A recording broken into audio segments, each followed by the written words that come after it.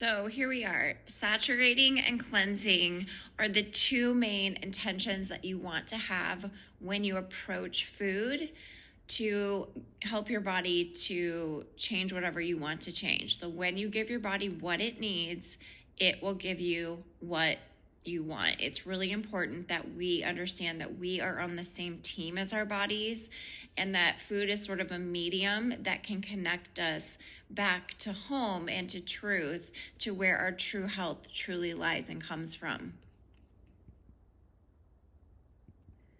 What we're going to learn are, again, a recap of the foods that feed disease states, why health conditions show up from a physical perspective, and the foods that are going to feed into the systems of health that the body naturally already is running.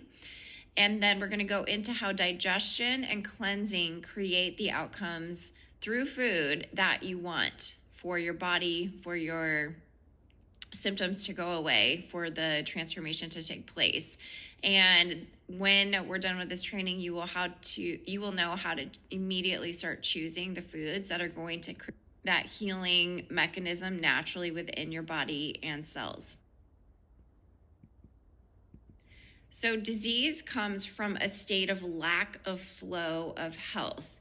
So again, it's really important that you remember that health is your innate state, that there's things in the way when we don't feel good, when we don't have health, when we have a disease state present. It's because something is in the way of the body doing everything that it needs to do and knows to do to eradicate that, to eliminate that, and to allow things to flow back into your natural state of being in terms of health. So what gets in the way?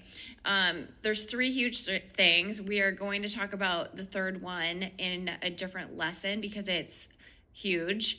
But when we're talking about your human body in its physical form, these are the things that get in the way. And I really want you to ground into this, that this is it, okay? This is the simplicity of it. And so I want to help you guys take fear and worry and doubt out of the equation of you getting the health and the healthy body that you want. Because one of the biggest hindrances to transforming something is to believe that you can, when the world and a lot of the mainstream messages coming at you are something's wrong with you, your body's broken, and there's no answer or cure. Those things are lies, and we really need to be confident in the fact that the body does work well. The body does know what to do, but there's problems in the way that we are fully capable of dealing with and working with, okay? So the first one is pathogen load. And pathogens, if you don't understand what I'm saying by that, are viruses, bad bacteria, and or parasites, but the main two are viruses and bad bacteria that exist and are taking space in your body in various areas, and they are trying to live off of your body's organism and just have a great life, okay? So pathogens get in the way of health because the body has to deal with them, and they're a struggle on your immune system. And your body can't attend to all of its thousands of daily functions, let alone digestion, which we'll talk about more in depth in a separate training, when these pathogens are wreaking havoc in your body, causing problems. They're like little terrorist bugs trying to live in your body and not pay rent, but be horrible tenants, okay? So pathogens, how do you get them? Well, we're exposed to them all the time. Like, think about what happened with COVID, right? We became terrified of being next to a human and breathing on somebody, but a cold is a virus. The flu is a virus. We want to recognize things now, like strep bacteria is a bacterial issue. I was going to say like strep throats, or even things like acne, PCOS. Those things at the root are strep bacteria. So how do you get that? Well, you can have it exposed to you by being in a room with people that have it, touching surfaces, not washing your hands, having a rundown immune system in the first place, making it more easy for your body to be susceptible to exposures. Like if you have kids that go to school or daycare, you go to the mall at Christmas time, that's one way. It's just like environmental exposures and being around other humans. You can also get it by like ingesting food. So like if you were eating at a restaurant and the person preparing your food was not taking sanitary measures and things like that, that could be a way. You can be exposed through blood, through cuts, through exposures of things coming into your mouth. Really, it's any way that things come into your body that you could be exposed. And then another big one is that you could have them passed down. So because another factor on pathogen load is environmental toxins, which kind of ties into the next one. If your mother and grandmother had a high amount of Epstein-Barr virus in their body, they could pass that down to you in during pregnancy. Okay, same thing with toxins. So I can just touch on that here. You see things in families and you say, oh, those are genetic issues and conditions, but that's not the case. Okay, that's a very, very small percentage of what it means when you see a line of disease that's the same in a family line. Okay, so I'm going to share an example here, and I didn't know I would spend so much time on this slide, but I think it's really worth it. So in terms of toxins, this could be environmental toxins, pesticides, herbicides, things we're exposed to on our food and in the air, in the water, heavy metals that are in the water, that are in products, carcinogens. Our food system is not good enough. It is not strict enough. If you compare our food systems to that of the European Union, it's just disturbing, the things that they allow to be in our everyday foods, that it's so normal for us to think is okay to eat. Most of the food in the grocery store is not safe. It's not real, and it will either feed a pathogen, have toxins within it, or other chemicals, okay? So I'm referring to, like, in my dad's side of the family, my grandfather actually passed away from Alzheimer's disease, which is at the root heavy metal issues in the brain. And another root of heavy metals in the brain, or a disease state that shows up from that, is chronic migraines. And in my dad's side of the family, everybody has migraines. So he has a brother and 2 sisters. And I think my grandfather also had them. My dad always had migraines my whole life. He still gets them sometimes. And I got them for a while until I healed things, because I figured it out. And I was willing to do what it took. But so it's not genetic, it's an exposure to a higher dose of heavy metals that got implanted or saturated enough into the brain that causes issues with the neural pathways and neurotoxins. Okay, so the thing is, you can remove toxins, we can kill pathogens, and we want to understand that. Let's see if I need to move on into my next slide. Hold on.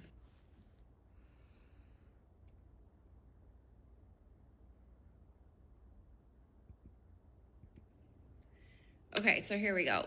Viruses, bacteria, and parasites, they will stay in existence with power in your body when you eat these certain foods that I have listed here. Okay, so this is why these foods are dangerous to us having everlasting vibrant health when we look at how it works in our bodies. Okay, so they will feed off of gluten, dairy, corn, eggs, soy, MSG, canola, pork, farm fish, artificial sugars, beet sugars, citric acid, and artificial flavors.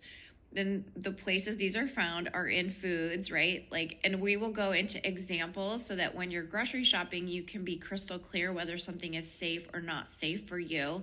But in general, we know gluten is found in barley, wheat, and rye. So think about regular breads, regular buns, crackers, cookies, cakes, things like that. Dairy. What are we feeding our children every single day in school? Milk, right? Ice cream, milk, cheese. It's such a huge part of the food system. Corn. And so corn became even more of a bigger impact in the food system when the awareness around gluten as a problem in food became more prevalent, because then companies started to switch to making the same similar types of products that you make out of gluten containing grains out of corn, because you can do the same stuff with it. You can make flours and stuff. And so corn became a bigger problem, but corn is also a genetically modified food, and we'll talk about that as well. But corn feeds these pathogens. It's a big feeder for bacteria. And then we have eggs, soy, MSG, all of these things that are either the food that you can see here itself, like pork, so ham, bacon, etc., or just like a sourcing issue where farmed fish is a problem but wild caught is not. And then, packaged food is typically full of preservatives, artificial sugars, and flavors, and beet sugars, which are genetically modified as well. And so we have to be aware and really careful. And the thing is, you guys, I don't know what you've been eating prior to this. I don't know how whole foods based you've been eating or not, but this could be a very drastic change for you, or it could be maybe not as drastic, but it still matters, because wherever you are right now, your body is doing the best that it can with what you've been constantly giving it. And so that tells you where you need to edit and make a shift, okay? So these are the foods that we avoid to create natural flows, the natural flow of health.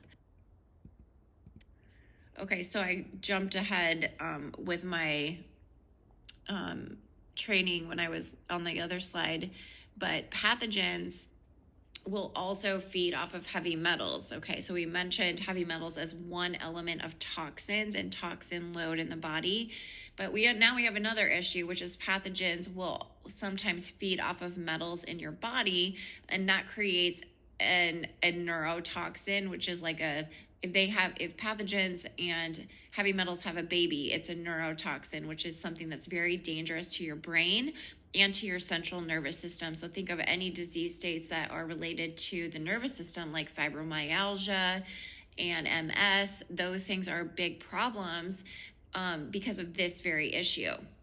So again, they can be passed down. They can be environmental, farming, chemicals, products, vaccines, and medications are just some of them. But even think about like those copper cups, copper birth control inserts, copper cups people drink Moscow mules out of. You can be exposed in so many different ways. So this is how we restore health. Okay, the first step, and I'm going to go into detail in each of these on further slides, is to starve the pathogen load by not consuming the no-list foods, okay? Step 2 is to kill the pathogens off by consuming certain foods that kill them, which are predominantly the fruits, vegetables, herbs, and wild foods. So we focus on these foods because they also will kill off these pathogens, and we can also focus specifically on different areas of health and use certain foods a little bit more dominantly as like a higher dose of food medicine to accelerate the process. Number 3, we maximize digestion by omitting the no list, eating more and more plants, fruits, and vegetables because they are super quick and easy to digest, so therefore they take the burden off the digestive system of the body. We align with the natural flow of health and digestion, and we use food combining. So step number 3, just to let you know, is going to be a whole separate training because I want you to totally get this. And then 4, we accelerate the healing by omitting the no-list foods, eating high amounts of fruits and vegetables rich in glucose. So that's kind of like adding those things together. We want to remember glucose is the number 1 macronutrient that the body needs for every single system and organ to run properly and efficiently. So I want you to think about what you've been told when it comes to what do I need to focus on in my diet? What's the thing they always say, right? Make sure you're getting enough protein.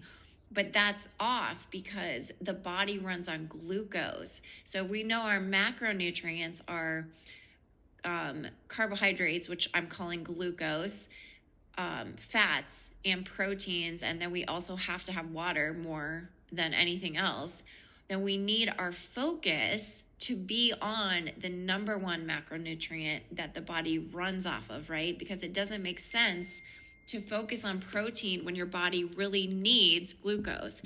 And what is important here to know is that the way you saturate your cells with the information from these foods that not only digs out pathogens, toxins, and helps you cleanse, but it saturates them with the nourishment, with the vitamins and the nutrients that the cells need and to be cleaned out. So that's how you saturate your cells for health, is you know that the glucose rich foods that you're choosing to saturate your body in are the fruits and the vegetables, the herbs, and the wild foods. So if your diet doesn't look like that right now, this is where we're going.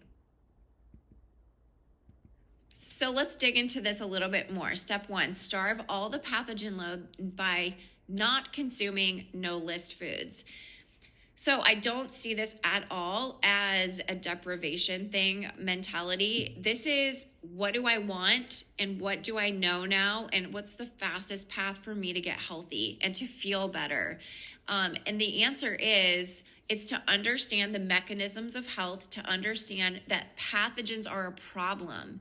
And if we now know that, and we now know what these pathogens eat, so we're dealing with something, let's say it's a thyroid condition, that's a viral issue. That's Epstein-Barr virus, one of the potential many different varieties. And you don't need to know which one because it's all the same treatment. So if we know I have a thyroid problem, the answer is not take hormones. The answer is not there's no cure, I can't heal this, it's autoimmune and the body's attacking itself. Those things are lies. This is what's going on. So it's a viral issue, and it doesn't matter if you have that or you have SIBO, for example. SIBO is strep bacteria. The pathogens eat the same things, and they show up as different disease states. And there's many reasons for this, and sometimes you just have what you have, but you know at the root it is this issue. And so what do you choose to do now, right? I am going to starve these little suckers out of my body so they have no power. So you feed into the continuation of your chronic symptoms or issues with your health every time you consume something. And this is why you maybe can't see results. You're not creating enough momentum. So in order to create momentum, which means like you've shifted the energy enough inside of your body that it has more power to heal and cleanse than it formerly did. Because whatever you have right now is where your body is at in terms of a balancing point of what's happening inside of you. And so one huge, most powerful thing we can do is to stop feeding the problem, okay?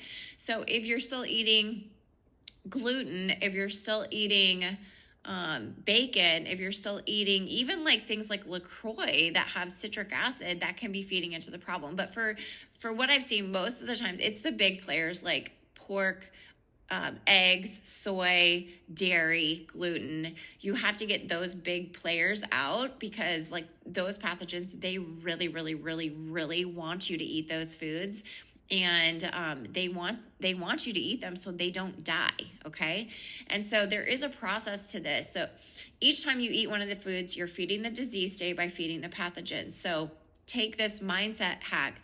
I have to versus I get to, or I am choosing to eat this way so that I get what I want and my body has more ease. My body isn't struggling. I'm relieving pressure off of my immune system and I'm taking care of what I now know is the issue, that nothing's wrong with me, but I am making a power play. Next, we like double down on the pathogens by knowing that fruits, vegetables, herbs, wild foods will directly kill pathogens. They directly kill viruses and bacteria. So this is an example I give all the time in my digestive trainings and like for my Trust Your Gut clients. Bananas, for example. Bananas have gotten such a bad name and a bad rap for being like sugar, which is the most false thing. So bananas smother strep bacteria. They smother all bad bacteria. And so when you're having gut issues, there's an overabundance of bad bacteria in your body and specifically in your digestive tract. And so eating bananas not only is not a no-list food, right? It's not on that list, but it is also at the same time doing double duty and going in and smothering a bacteria. Like, isn't this wild to know that our foods do that for us? And this is something that really helped me to crave these foods, to like search and seek out these foods. And I see them as my friend. I see them as helping me every time I eat them. I see them as powerful. They are powerful, and they immediately go to work and try to help you as soon as you eat them. So just imagine what happens when you go all in on, I am going to eliminate pathogens. I'm going to do this. I know why I'm doing it and I know what to do. And so you can emphasize the knowing of what you're doing every time you make a smoothie, every time you eat a piece of fruit, every time you make a stir fry or something like that. So I get to do this. I choose to do this. And like I mentioned, like the bananas are specific for strep. And the wild blueberries, for example, are specific for killing viral matter. They all overlap, so it's not like any fruit or vegetable won't kill a pathogen, but there's just some foods that we really zone in on for certain conditions. And because of the clientele of this program, I am focusing on energy, hormones, digestion, and weight loss for you guys. So there'll be more specific, direct information about what foods are the most powerful there.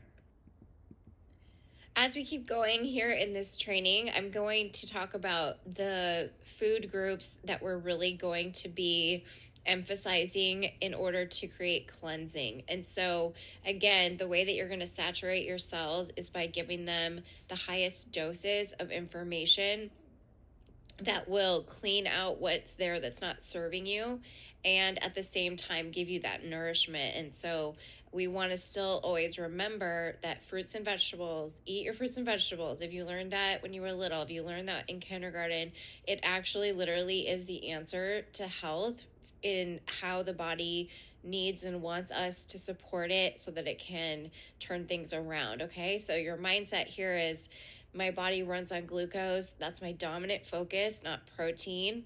And I understand why, right? Because protein has a place, but its place is not going to accelerate a cleansing pathway, okay? And so we are going to get protein from our plants. We can get it from other places too, but the emphasis is the glucose, because the main need is the glucose, and it hits different ways, and you're going to learn more and more about that until you're like, oh my gosh, I just get it. It's so simple, and that's what I want for you.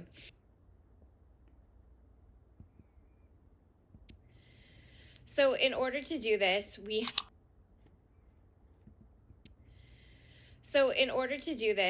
have to understand the way that you move into cleansing is by making nice with the way that your body processes and has to break down food, okay? So it's not random, and every time you eat something, there is a chemical reaction inside of your body. And so we want to know, well, how do I make it more simple? How do I take the burden off of digestion so that I can shift that energy into cleansing? Because I know what happens when I do that.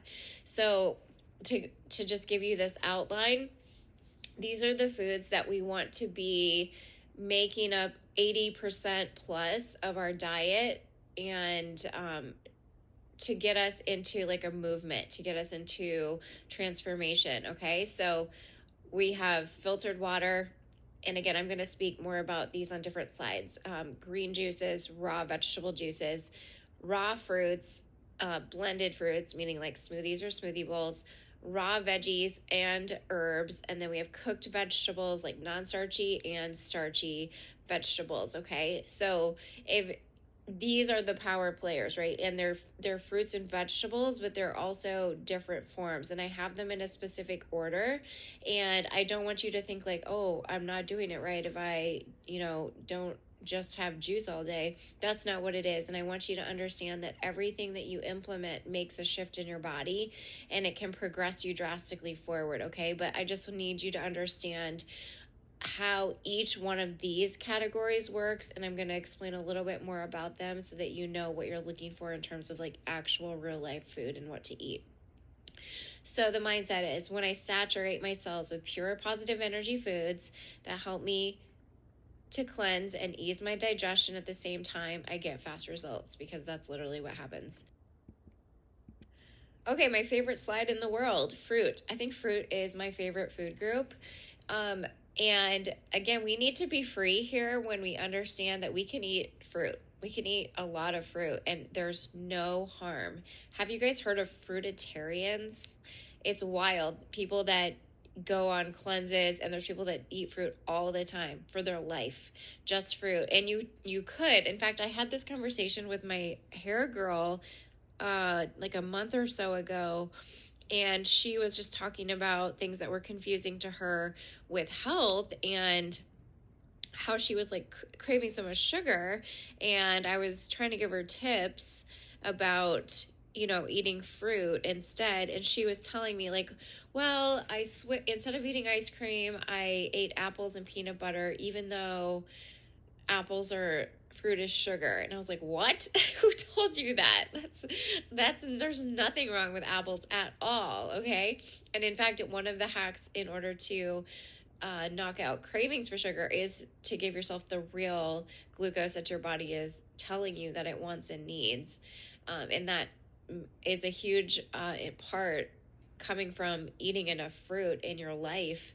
So let's just go through this. Fruit is the purest form of glucose and completely hydrating. So if you want the secret to anti-aging, to moist, beautiful skin, to aging in reverse, it is the fruit, you guys. We have to have it. It's literally like life-giving. It's required for healing. So I wouldn't know what to tell you how to heal all these things if it was only vegetables, if it was vegetables and fat, if it was vegetables and broccoli even. You have to have this. It is a big component. It's necessary, okay? So again, why this is because you're starving and killing pathogens. Fruit starves the pathogens and kills the pathogens. These fruits are so powerful in terms of being antiviral and antibacterial that it's completely nuts. And isn't it amazing that we get to eat things like this beautiful dragon fruit smoothie and heal things and feel better and gain energy and look better, and it's delicious, right? It's as it should be. It should be easy and it should be accessible, right? And so our medicine is actually in the front section of your grocery store, at the farmer's market, on a tree, on a bush, right? That's where it is. So fruit is healthy and healing, and I get to eat it in abundance. It's safe and necessary for me to eat as much fruit as I want. And we'll go through more about this in the digestive training, but I do have several YouTube videos about eating fruit, especially in the morning, to start your day.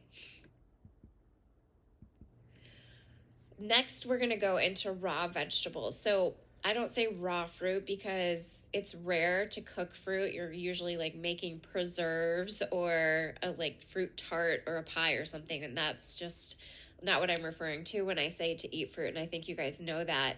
But because it is raw, that's another aspect to why fruit is so healing, okay? Raw fruits and vegetables, raw food, is the highest healing form of food that we can consume. Why this is because it is most raw. It's most raw. It's in its most raw form, right? Nothing's been done to it. The heat hasn't denatured any of its proteins or broken any part of it down. So that's what happens when you heat foods. Now, I'm going to talk about raw and heat and in the future, but just in general, raw foods are very powerful in healing, and they have the highest levels of the micronutrients and phytonutrients and antioxidants in them, right? Because it's just fresh, like fresh from the earth, fresh from the trees, fresh from the farms. And vegetables, again, do the same things that fruits do in terms of how they address a disease state, because they're going to kill off pathogens, right? We're going to learn more about the specific ones to focus in on for different areas of health, but you can't go wrong again when you add raw vegetables to your meal. So especially at lunch and dinner, this is what we want to be focusing on. We want to have the raw leafy greens all the time. It's just an easy way to get more nutrition in and mix and match different kinds of recipes. So even if you really like cooked food, and there are some people who actually need to have more cooked food, but you can still add the raw. And I would encourage you also to use raw fruits and vegetables as the basis of any snacking or grazing, or even if you don't identify as eating like meals per se, because I don't either, but it's just like, I'm going to eat again, and I want you to like go for the fruits and the vegetables, especially in their raw form, to just kind of see how you feel, and which ones you like, how you can mix and match them, and what you can do with them to find a way that works with you and your lifestyle, where you're getting more and more of them in, because it's literally the most powerful. So fruits and vegetables, most powerful, raw, highest aspect of them, okay? So our mindset here is raw veggies are healthy and healing, and I get to eat them in abundance. I am finding the best ways to eat the vegetables that I love the most, making them a priority in my diet. And that's really what this whole course is about, is prioritizing the foods that will help you to heal. Also, I should just mention, I feel like I just got a cold while I was recording this. It took me like a couple days to record this, so I apologize for my nasally nose, but I was on an airplane. Okay, so let's talk about herbs. So are they a vegetable? I don't really know. I call them herbs and flavor enhancers. I think a lot of people are missing out on really powerful ingredients by not using fresh herbs in cooking. Herbs are also antiviral, anti-parasite, antibacterial, but they really have the power to go a little bit deeper and to just be like an added bonus aspect to something that you're already going to eat anyways, whether that's like a wrap or a pasta dish or a salad or a stir fry. I always encourage you to add raw, fresh herbs at the end of your dish so that you're not cooking them down. There's a time and a place to cook them as well, or just use the dried store-bought varieties. But these two in particular are my number 1 and 2 herbs that I always have in my refrigerator. So I always have cilantro. I always have parsley. I buy them organic because they're so delicate, and I want to make sure they're pure and clean, and they're honestly like very inexpensive for large amounts of them, and even organic, okay? So when you think cilantro, I want you to think deep, powerful cleanser of heavy metals. In general, you can think cleansing. Parsley, I think more cleansing in terms of viral matter. However, they're both going to work in anything. And they're also my favorites because you can really put them in almost every dish and make it work. You can even mix them together, which is why I like just cooking with like general formulas instead of like specific recipes. And that's what's fun about it. Cilantro, also, you can use herbs in raw juices, smoothies, besides all of the general types of recipes you do for main type of meals. And so it's just an opportunity to really saturate your cells again with more powerful cleansing foods in more ways, okay? Raw veggies are healthy and healing. I get to eat them in abundance. I'm finding the best ways to eat them. I feel like I just wrote that, but make them a priority. For this one, I guess what I would encourage you to think of it as is a way to layer in more power in your meals and flavor, and to create recipes that really taste good to you. All right, let's talk about potatoes. In general, here I'm going to talk about cooked vegetables. So, like I mentioned when we were talking about raw, cooked vegetables are still vegetables. Cooked vegetables are still full of healing properties. There's a difference between starchy vegetables and non-starchy vegetables, the way they're received by the body, but all vegetables are good except for corn, which I don't really consider to be a vegetable anymore because it's been so processed. However, cooked vegetables are also a great way to create satisfaction, satiety, like an emotional response that makes you feel like warm inside, right? There's a literal translation there. When we're using cooked vegetables, and again, there's nothing wrong with this at all. You don't need to eat a raw vegan diet. In fact, that's not meant for a lot of people. We want to be aware of how cooking our vegetables in certain ways can affect the cleansing process. So the thing is, the more low fat you go, the faster you'll go into a cleansing mode. And so there's levers, right? The ways that we can speed up and slow things down. And so when we're really working on healing a condition in the body, it's important that we're not dousing our vegetables with oils. And the only oils that I want you to use, I'll talk about again later, but there would be cold pressed olive oil, avocado oil, and then coconut oil. But in general, when we're thinking about cleansing, oil is not in the equation. So we want to use other methods to cook the vegetables that we want to cook or that literally have to be cooked, like potatoes. I'm not expecting you to eat like a raw potato. That sounds horrible. So what we do is we use low fat or no fat options of cooking methods. So that would be to steam them, to water saute, or to use like a low sodium vegetable broth to saute. Bake them, air fry them, or you can even do things that I love, like these potatoes here. What I did was I steamed them for a little bit, not so they get really overdone or anything, but just so they're cooked through a little ways, and then put them in my air fryer or oven, but usually it's air fryer because it's faster, and then that browns them up on the outside and the inside is soft, and they are spectacular that way. And you can do that with any other kind of starchy vegetable or root vegetable. Okay, but top cleansing vegetables would be potatoes, butternut squash, and then zucchini, yellow squash, beets. I don't know why I only wrote those ones. I would think I was trying to focus more on the starchy vegetables. So zucchini and yellow squash, very cleansing, but they're not starchy vegetables. So you don't have to cook them, but I recommend it. But I want to talk about potatoes, okay? Potatoes, you guys, are a powerful cleanser for your liver. They help your body absorb radiation and environmental toxins. I don't know if you've ever seen this hack. I don't know what to call it, but I saw a woman on TikTok documenting how she saw this from somewhere else, which was to like put slices of potatoes on the bottom of your feet when you're under the weather or feeling sick, and then sleep in them, and then in the morning you take the potatoes out and they're black.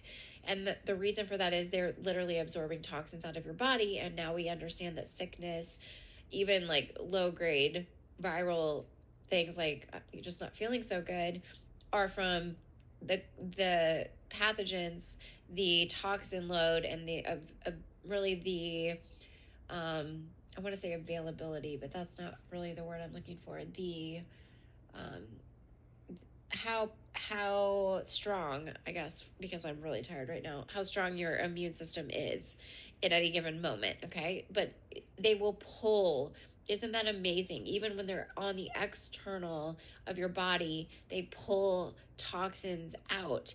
And you can even put them in a bowl on your kitchen counter and they will absorb radiation that's in the atmosphere. So please, please, please don't ever avoid potatoes. They are a massive benefit to your body and to your health. And I'll show you what I eat. When we get to the part of like real life meals, lots of nights what I'm eating is potato salad, but it's not like the yellow mayonnaise-y potato salad that we grew up with, but it's like greens, leafy greens, raw veggies, cooked veggies, and like potatoes are like my main entree, I guess you could say, instead of like, I don't know, meat.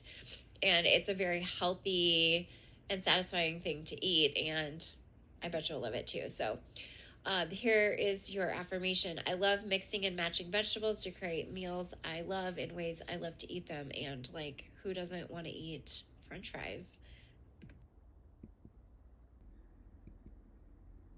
Let's talk about dried fruits. So dried fruits would be things like dates, figs, apricots. You can also find mangoes, cherries, blueberries, etc. Dried fruits just mean that the water has been mostly removed from the food, so it's more dense. It's still an amazing source of pure glucose that our body will resonate with. So whenever I think of when I'm eating a fig, when I'm eating a date, I literally connect, this is pure glucose that's saturating my brain. And I like to think of things like that just because I know that things like alcohol, for example, that I've had in my life, when we drink alcohol, it pickles the brain. So it's sort of like it needs to be rejuvenated again and resaturated with water, hydration, and glucose. So I see these foods as not like, oh, so much sugar or candy or bad or wrong, but I see them as just very dense sources of glucose and energy. So you can use them that way, right? You can see them as valuable, a way to really boost saturation in your body. You can use dates even on a cleanse to help build the glucose supply that your liver will need to be able to go into a deeper cleansing mode. So these are great. They're great to have as a part of your diet. You want to look for organic whenever possible. The only ingredient should be the actual food that's listed on the bag. I buy mine at, let's see if it'll let me, yeah. So these are dates. I buy organic dates in bulk at Costco. They are pitted, so no pits. These are figs. These are my favorite. They are so good. It's like better than a fig Newton if you ever ate those when you were young without the refined flour. And then this is me with my apples and dates. So apples and dates are a great pairing for a snack. And that's Dash. And you can use them to make sweets. This is homemade Lara bars Dalton and I made. Whoops. All right. So they're very valuable to use in recipes as well. I like to use them as snacks, as you saw, and to chop up and add to salads, to stir fries. You can put dates in your smoothies to sweeten it up. Sometimes I do that in the morning, especially if I'm making a certain recipe with it. They're great to have on hand for traveling and whatnot, and they're just really useful and valuable. Okay, so this is a slide that I showed you before, and I'm gonna add a couple more things here. We just did dried fruits, if you look under number 5. And I did want to say one more thing about dried fruits, which is just looking at them in terms of water content.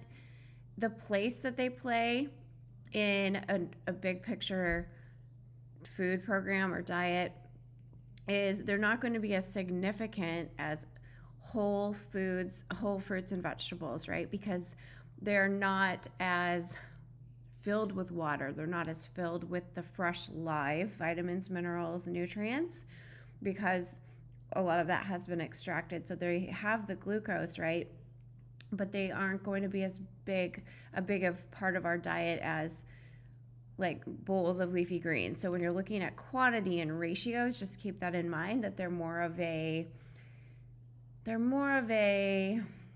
add-on, a topping, an enhancement, a supplement to your main food groups that we're going to focus on for health. Okay, there we go again. And this is a slide that I showed you before, and so we're adding on other whole foods, other foods that are plants and other foods that are not plants. But I want you to know what we're looking for and how to eat in a safe way where you can have every single food group, okay? So this is the slide that we saw before, but I've added on. So these are legumes, lentils, split peas, and then all the varieties of beans. Legumes are plants that are a starch, a combination protein and carbohydrate. They're naturally going to be gluten-free, so they're safe in that regard. If you think in your mind back to the foods that are going to feed a pathogen and inhibit the flow of health, these are not on there, right? So they're safe to eat. What you're looking for is either the whole food form of these foods, lentils, split peas, or beans, or you're looking for them where the product is made from them, but that's still the main ingredient or only ingredient. For example, lentil pasta, which is what you see in my picture. This is red lentil pasta. It looks orange, but it's red when you buy it. And you can buy chickpea pasta or noodles, black bean noodles. All of the varieties are there in the different forms of noodles. You can also buy them as flours, or you'll see them as components in foods like cereals and crackers and breads. And that's all fine and good. Right now, we're just looking to focus on the whole food form for the most part, okay? So if you're gonna buy lentils, you're gonna buy them either in a bag or a box, and you cook them in water, right? Same thing with split peas. And with beans, you can buy them dried, where you have to soak them. That seems like a lot of work to me. Or you can buy them obviously canned, but we wanna watch out for aluminum in the cans, because aluminum is a heavy metal and we want to be safe there. So you can actually now buy beans that are already soaked and, soft in tear open bags, and that's a convenient way to do it. Or you can buy beans in the form of pastas like we mentioned, or things like hummus. And again, you're just going to want to read your labels, and I'll go into this more in the label training workshop, but you're still going to always keep your eyeballs open to avoid things like corn, to avoid things like added sugar, to avoid things like canola oil and inflammatory oils, okay?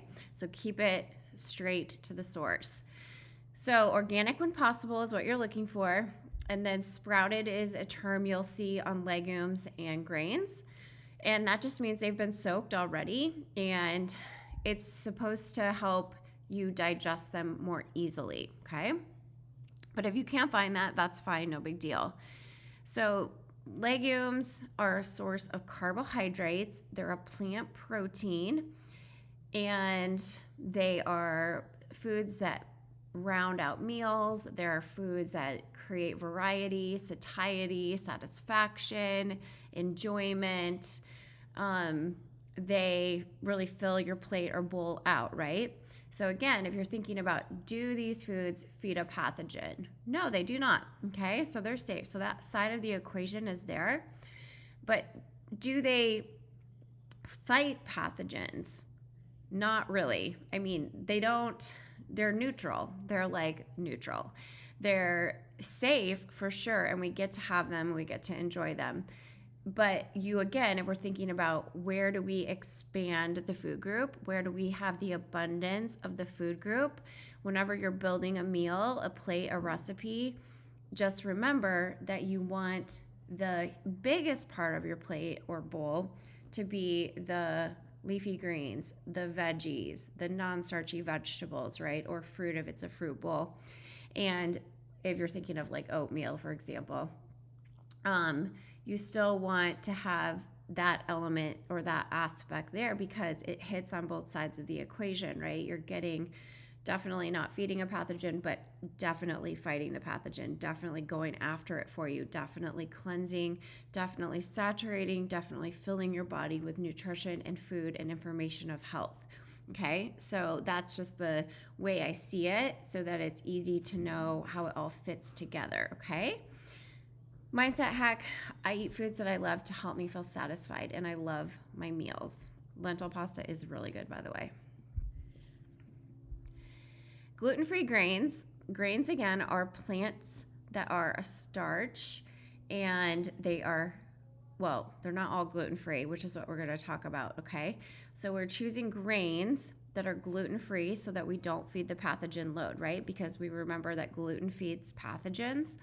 Gluten is found in barley, wheat, and rye, okay? So that means breads, cereals, cookies, crackers. They could be in salad dressings, chips, pasta, right? Like wheat noodles, wheat bread, white bread, those kind of things. Now, when you are looking at labels to avoid barley, wheat, and rye, we also want to make sure that there's no corn, because corn became a filler for a lot of food products when people became more aware that gluten was a problem for health. So we also remember, because corn is everywhere, it's huge commodity food, it's cheap, and it's highly processed, okay? So make sure of that. Again, we're looking for organic whenever possible, and you might see sprouted. Sprouted is great. And then these are the ones we're looking for. So gluten-free grains that are safe for you would include quinoa, which is what is in this picture, the salad that I made. They're tiny little seeds. They actually are a seed, but I put them in the category as grains. They cook like grains. Then we have oats, and then we have millet, rice, amaranth, buckwheat. Buckwheat is not wheat. Buckwheat is gluten-free.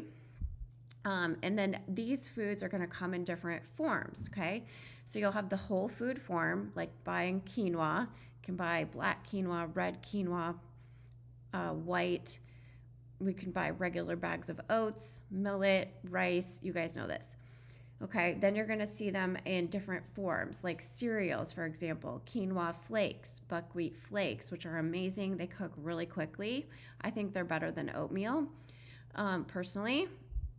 And then you'll see noodles again. So quinoa noodles, rice noodles, amaranth and amaranth and millet are going to be more found in the whole food form, of course, but then in like crackers and those combination type products. And for pastas, again, make sure that if you buy quinoa pasta, there's no corn. It's commonly added to quinoa pasta. And just read the label again, that it's a simple whole food form of the gluten-free grain, okay? They also come as puffed cereals, like puffed rice. I love like my organic knockoff of Rice Krispies with almond milk and bananas. It's so good. And then flours, right? You can buy quinoa flour to bake with, or oat flour, or make your own oat flour by just pulsing it in a Vitamix. Pretty simple. So this is going to be the same. Just like legumes, they're going to help fill your meals out. They're going to give you energy. They're going to give you some vitamins, clean sources of carbohydrates. They do not feed a pathogen if and when they're gluten-free. And then you ask the other side of the equation, does this potently kill a pathogen? No, it does not. So again, the focus of your bowl is, I need my vegetables, right? I'm talking like for dinners, except for example, I need my greens, I need my zucchini, I need my eggplant or my carrots or my yellow squash. I need those foods to fuel my body, okay? And then I choose other foods that I also enjoy that are safe. This is a picture of quinoa. I'll tell you guys exactly how to cook it perfectly. It turns out every single time, 12 minutes. This is jovial. These are rice noodles. And this is an overnight oats jar. Okay, plant fats. So when we're talking about fats, what we eat for food is water, carbohydrates, proteins, and fats. So in terms of fats, the best you can do is to eat raw, real, natural fats. And of the plant fats, avocado would be the top one. Why? Because it's actually a fruit. So it does have healing properties, okay? So it's going to be more powerful than, let's say, hemp seeds, which we'll talk about. So avocado is super soothing to the digestive tract. It's easy to put into lots of different recipes to be a flavor enhancer, to make it taste really good. Avocado is actually the food that is most similar to breast milk, and you can actually blend it and make milk for babies if you needed to. And like I mentioned, you can use avocado on purpose. So if you have gut issues, especially, I would recommend that you have it, especially if it's like cramping or hurting, your stomach hurts when you eat, things like that. For now, I would aim for 1/4 to 1/2 an avocado a day, just because when you're in the healing mentality, the goal is to reduce the fat. And again, this is because the healing comes from deeper, faster cleansing. And when we eat proteins and fats, that's harder to break down. Not wrong, not difficult, not impossible, just takes longer. So it's more energy for your body. And then the liver has less capacity to cleanse when there's fat in the equation, okay? So you just minimize it for now, or minimize it from what you were doing before, okay? And one of my tips is to put it in the last meal of the day. And the reason for this is because when you're thinking morning to night, the longer the window you have where you're in easy digestive mode, when you're in low or no fat mode, high fruit and vegetable mode, your body's going to go fast. It's going to go in a cleansing mode really fast. And so when you elongate that window, that's when you can accelerate your results. But, if you want to have avocado at lunch too, whatever, you can. Plant-based fats help me have amazing digestion and glowing skin. Okay, nuts. So nuts are a fat, not a protein, in the way that they digest. What we're looking for here is raw. We always want to have raw. Why? Because if you buy roasted, they're always usually roasted in inflammatory oils like safflower oil, canola oil, yuck oils that are not intended for our bodies and are really difficult to break down and digest and overburden our liver. So we always want to get rid of, if I were to tell you, like, beyond the no list, inflammatory processed oils would be like a big keep your eyes open for and avoid at all costs for health, okay? So you're going to look for a single ingredient on the bag. It should say cashews. You want to keep the nuts in the freezer so that they don't go rancid, or in your fridge is fine. We can do cashews, walnuts, almonds, Brazil nuts, macadamia nuts, pistachios. I think that's most of them. Pine nuts, whatever. So whole food form, and then I have a picture. This is a brand of raw cashew butter, raw almond butter. So you also can see at the bottom the green and white label, USDA certified organic, and then it has the non-GMO project verified label. So if you're gonna buy a nut butter, you want, again, look for raw, look for certified organic whenever you can, right? Because we know raw means there's no added oils, no processing other than making it into a butter. And the organic label means no added pesticides, herbicides, chemicals. And this is fine, okay? This would be like a really good choice. Here's a picture of raw whole cashews from Trader Joe's. I can never find organic raw cashews there, but you can at Whole Foods and other stores. So that's the ideal buy. However, next to it, there's roasted cashews. So again, this is the one that I always pick, and I just pop them in the freezer. And again, you think about these as like an add-on to your meals or snacks. So you're not going to eat like a bowl of nuts. You're not going to eat spoons and spoons of almond butter, because we can see that it's great for flavor, it's great to taste, but when we want to go fast and to get rid of symptoms, we want to make it a smaller part of the overall day-to-day diet, because it's going to be fat, right? It's going to be a higher fat. So now if I like binge on peanut butter, or not peanut butter, let me talk about that too. it's going to be heavy in my body. It's going to be harder to break down, and that's going to divert energy away from cleansing my tissues and cells, which I need to restore health, to just breaking down this food and taking longer, okay? So that's how it goes.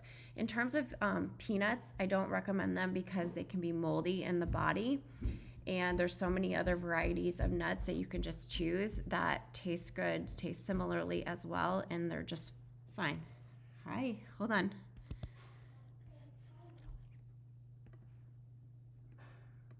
And you probably are familiar with the term chia seeds. And that's true to the product. Chia is made as a seed, flax is a seed, but the nutrition, the part that you want to have access to inside of your body and cells, is within the seed. Now, our bodies can't break those seeds open. So in order to have the benefit of eating chia or eating flax, what you want to buy is milled. So you'll see it in the store in a bag. It'll say milled flax, milled chia seeds. And it will look like I think I have a picture. Here we go. On the left spoon, on the far, far left, that's a picture of my raw milled chia. It's called Mila. I've been buying it for like 10 plus years, and I buy it online. And this is what it looks like, because once you extract it from the seed, it's a fine powder. And this substance, when you add water or liquid to it, will create a gel.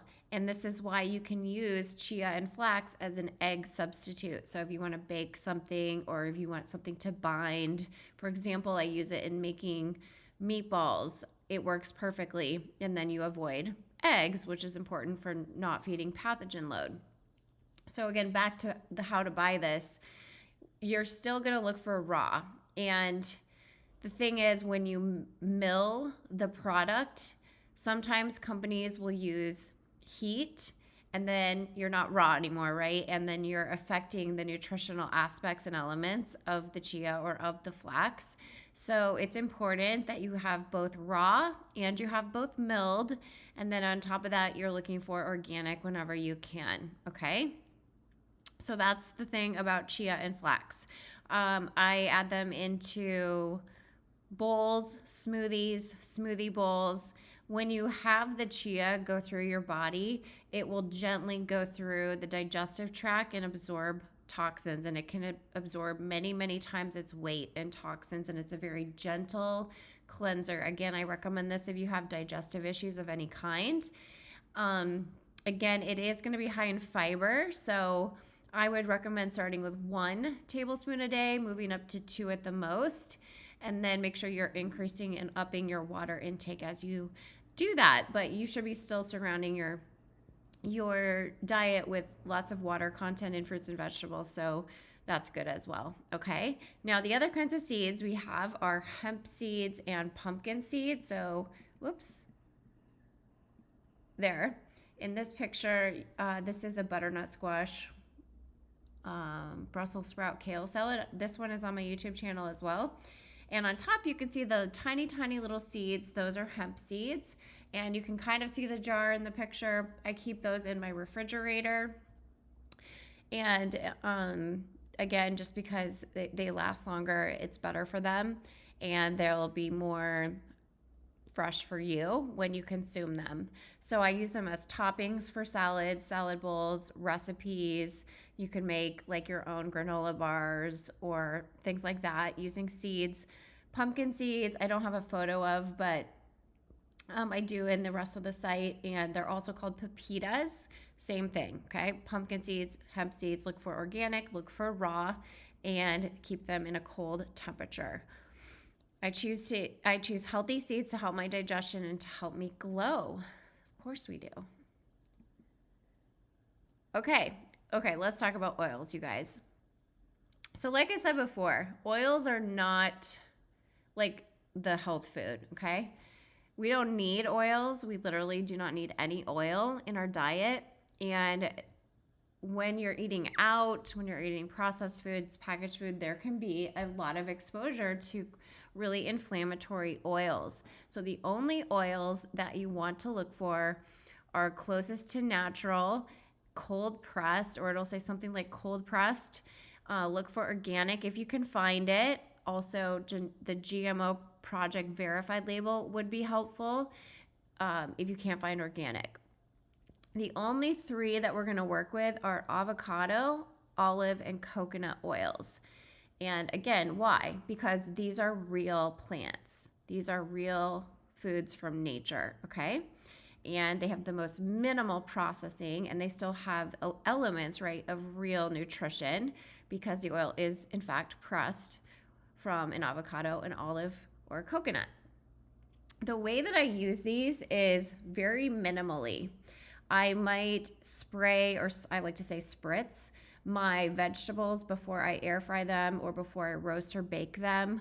Or if I'm sauteing something and I really need it on my pan, then I'll spritz it or spray it. So you can get an oil mister at a kitchen store where you put the oil in and then it pumps air into the bottle and then you spray it out so it's less dense, which is good. Or you can get the cans, but again, the cans, you just want to have a pure ingredient. So I buy this one avocado oil in a 2-pack from Costco. It's white and has little green avocados on the front, and I'll put a picture of it in the site for you guys. And I just spritz it, right? So we're not pouring, we're not sopping the vegetables like they do on some of the cooking shows. That drives me crazy. It drives me crazy when restaurants put oil all over my food. So I always ask them not to do that, and to do an alternative method like steaming or something like that if possible. So we're always going to use the whole food form first. So here's a picture of the avocado again. I wanted to show a picture of olives because I love olives as part of recipes and dishes for healthy fat. Just don't get the blue cheese stuffed kind. And then these are oils from Whole Foods, and it will say cold processed. You can see right above that little line.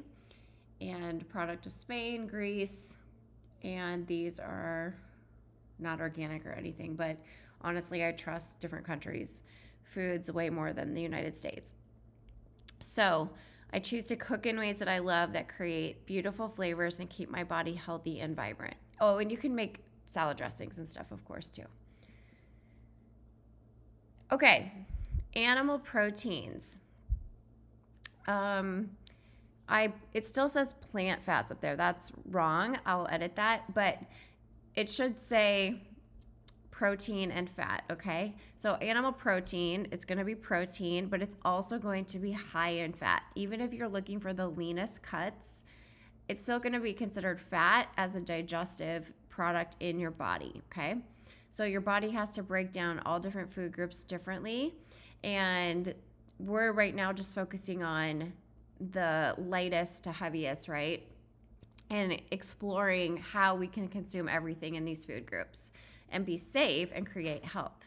So the first thing we want to ask ourselves when we're looking at eating animal products is anything of this product on the no list that would feed a pathogen and therefore feed into the continuation of my symptoms and lack of having what I want? So there's no eggs, pork, or farmed fish in any of my recommendations. Second thing is sourcing really, really matters when it comes to animal products. The reason is this was an alive organism, and that matters because when you're consuming, let's say, a hamburger, you are consuming a cow that was raised in a certain environment and ate certain ingredients. So if you have cows or beef that consume corn, then that element of corn is still going to be within the burger. And I've had people back when I used to do food sensitivity testing have reactions from eating beef because of corn. So that's why it matters what the actual animal you're going to eat was eating and the environment that they were raised in and living in predominantly, okay? So in terms of what you're looking for red meat, chicken, turkey, poultry, you want to find the green and white USDA certified organic label. It's that circle that's green and white. That's the highest, safest form of meat you can get. So that goes for steaks, ground beef, chicken breast, turkey of any kind, turkey breast, etc. Now, even within this, I look for the leanest cuts. What that means or looks like is if I'm buying red meat, I'm usually buying ground beef, and I will buy only 90% lean or higher. I prefer 93, but it goes up to 97. Again, because we want to opt out of as much fat as possible, knowing that it doesn't serve our cells in terms of creating health, okay? From a cleansing perspective, and it takes longer to digest when there's more fat, and it's just a slower, longer process, okay? So again, that doesn't mean we shouldn't eat these things or we can't. It just means be aware and choose the best options that are available. Then for turkey and chicken, it's typically, you can find organic 99, 97% lean. Obviously, if you get chicken breast, it's going to be leaner than chicken thighs, so you can stay aware of things like that. Turkey, I mostly buy ground turkey, or I'll go to Whole Foods and get it shaved off the turkey breast fresh. So products made from these things, you can obviously buy packaged organic turkey burgers, chicken burgers, I think, or things like that, but try to stay true to the whole food source.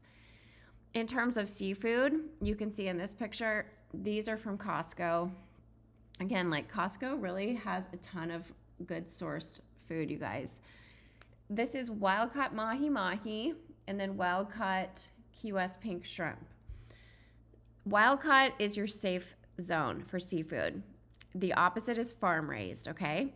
So you can see, like for our no list, farmed fish. So we want to opt out of that. If you're eating out, do the best you can. I always like to ask, but typically if they do not put on the menu that it's wild caught, it's not wild caught, because people want that, and usually restaurants are proud to display that information to you.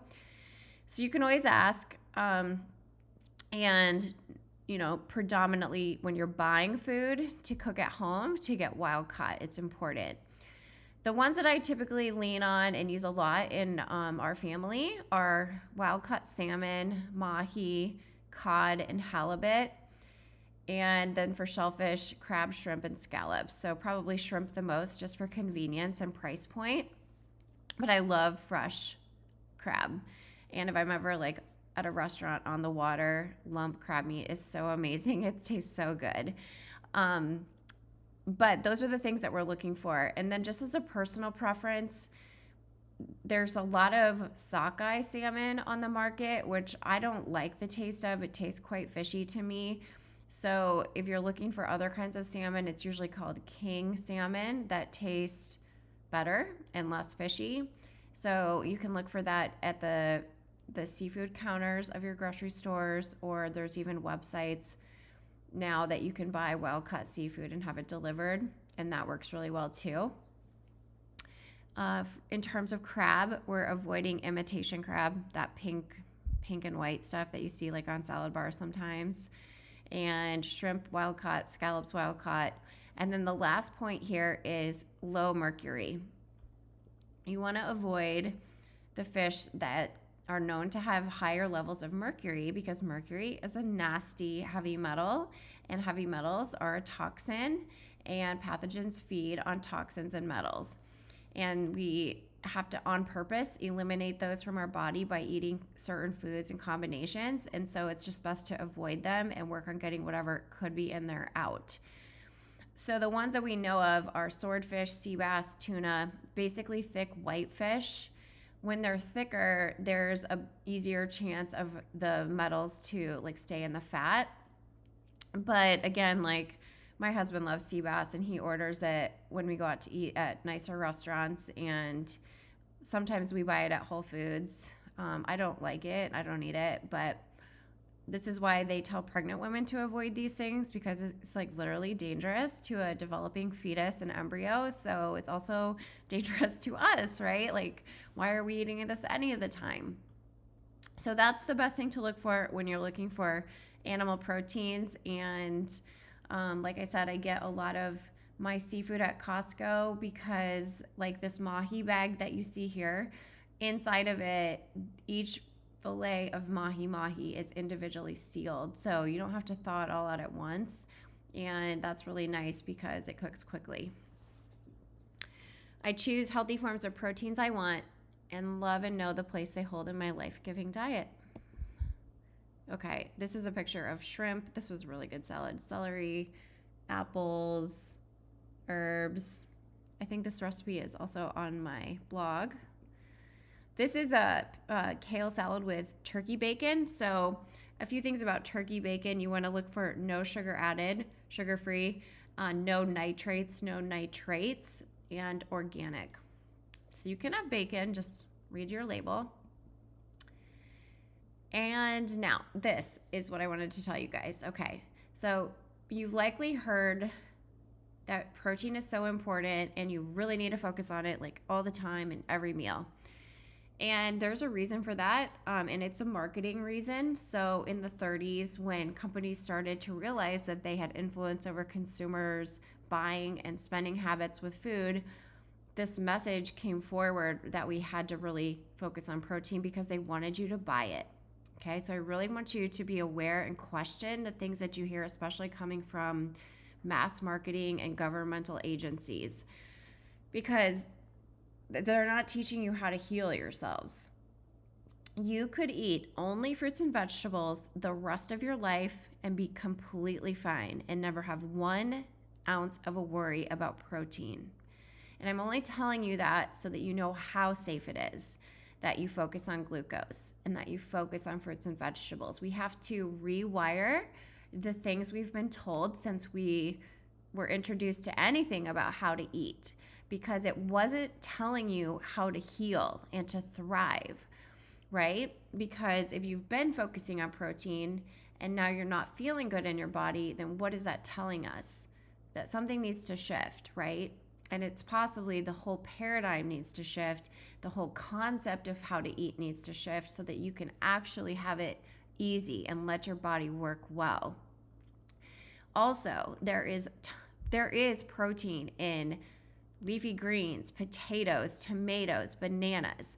Spirulina is the best thing you could put in your body every single day in terms of a plant protein that's highly absorbable and will help with things like iron. It's a complete multivitamin and it's easy to access. So I put it in my bowl again here. That's why I'm showing you this picture. You can put it in smoothies very easily, and you'll see it listed where I buy it. I buy it on Amazon, but it's amazing for everyone, especially women. And just train your brain to think, I'm getting enough protein by eating salads. I'm getting protein when I eat smoothies with greens in them. I'm getting protein when I have spirulina, when I have a banana, when I have a potato. And like I told you, I eat potato salads. I had one again last night. Potatoes, that's there instead of like chicken or turkey all the time, right? Sometimes I want those animal proteins, but sometimes I don't. And I'm still good. My body's still safe.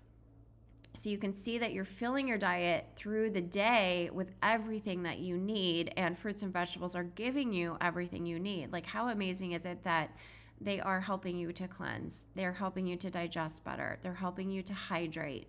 They're helping you to have nourishment, to have antioxidants, to replenish tissues. They're helping you with protein also. They're not high in fat, except for like the seeds and the nuts, etc. But again, fat is not the focus, and your brain doesn't run on fat. It runs on glucose, okay? Now, I'm gonna love talking about this because I love exercising, working out, and I think a lot of you guys are into training and like getting fit and lean too.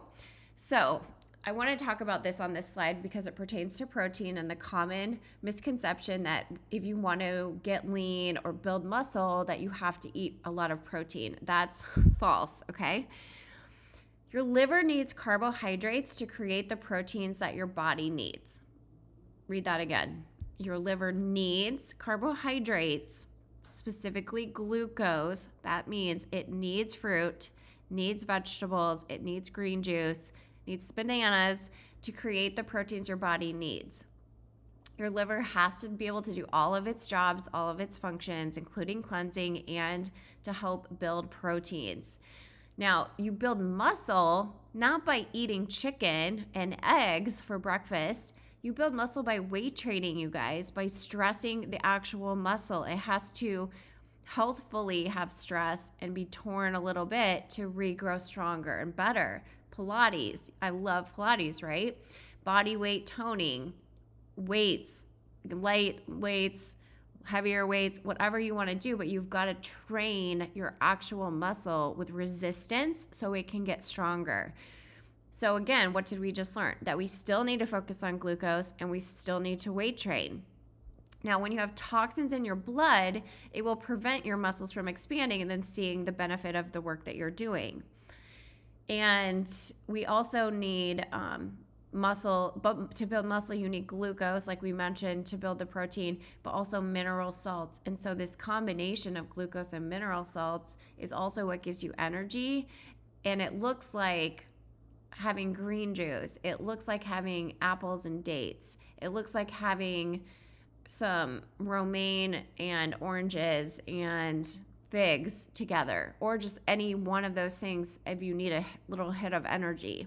So we need to train the brain on what is protein and how we build muscle, and decondition the concepts that you're told that you need to eat eggs for breakfast. Like, this is why so many people get sick, you guys, because they're operating on a false concept. And at some point, the body says, I can't do it anymore. I need truth, and I need integrity, and I need help. And again, the body's always working at its highest potential in any given moment. And so you can train your body. You can get strong, get fit, get light, get lean, get healthy, get energy. All of the things you want, you can create it from within. But the focus has to be on the correct fuel, okay? I choose healthy forms of proteins I know actually create a strong, healthy body, and I trust myself with my choices. You can also do plant proteins, like Truvani is my favorite plant protein because there's only 5 ingredients, just plants, and I'll show you a picture of it in our next training.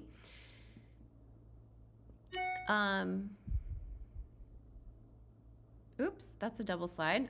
Just different picture to show you, like, sprouts have protein, the butter lettuce has protein, etc.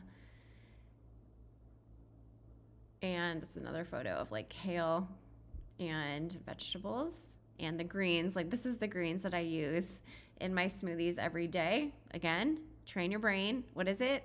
Protein.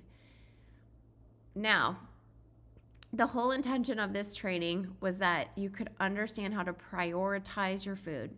What you're eating matters. Your choices every single day matters. It's all adding up. It's all adding up. Everything adds up. So now that you know the root of the health issues and how food interplays with your body and its mechanisms of instructing health, it is a numbers game, you guys. Again, the equation is take away the energy that feeds a pathogen, pour in the foods that kill the pathogens, that amplify easy digestion and accelerated cleansing. The more that you put in more fruits and vegetables, especially including and increasing the amount of raw, the faster you will saturate your cells. It's just the way your body responds to these foods.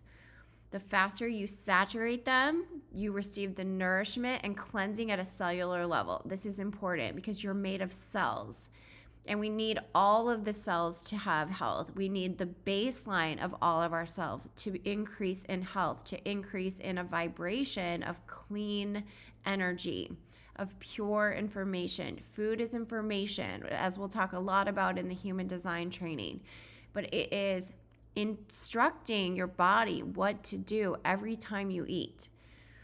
So when you pair this knowledge with proper hydration, like water, starting your day with water with lemon, your body has no choice but to get rid of the things in the way. You can't stop this process, okay? What you're eating right now is creating what you have right now, along with your mindset. And then when you edit your diet to boost the foods that are going to create the transition, then the transformation, it's going to go. It's just going to flow. You're going to go into flow, which is the next training. So think about this and choose and know that you can eat on purpose. I say this all the time, and I love the idea of what it means, because I'm eating on purpose because I know what it does. I know what I want. I know what my body needs. I'm choosing to serve my body, to honor my body, to feed my body. And I excitedly choose the foods that I know are going to help me heal and feel better than I ever have. Finally, to end this training, take this statement with you everywhere you go for the rest of your life, especially for your health, but in any area that you want to change. You always choose. You are the one. You're the one that's going to choose how things work for you. You're going to choose to accept that your body can heal itself. You can choose the foods that you eat. You choose the foods that you buy. You choose what you eat when you eat out. You choose what you order. You choose. You choose the way you look at things, and that's how it is. Just take ownership of the fact that you're in charge. You're in charge, and a big part of the problems in health is the lack of education.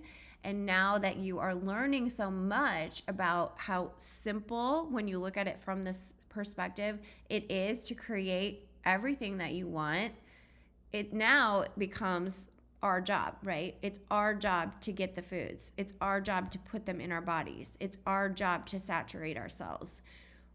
When you didn't know what to do, you couldn't really do anything about it. Or if you were told that your body doesn't work, or it's something wrong that you can't heal or fix, those are lies. But now that you know the truth, you can do something about it, and you can do something with it. So if you ever feel frustrated, discouraged, disempowered, say these words to yourself: I always choose. I am choosing myself, and I am prioritizing health. I'll talk to you guys in the next training.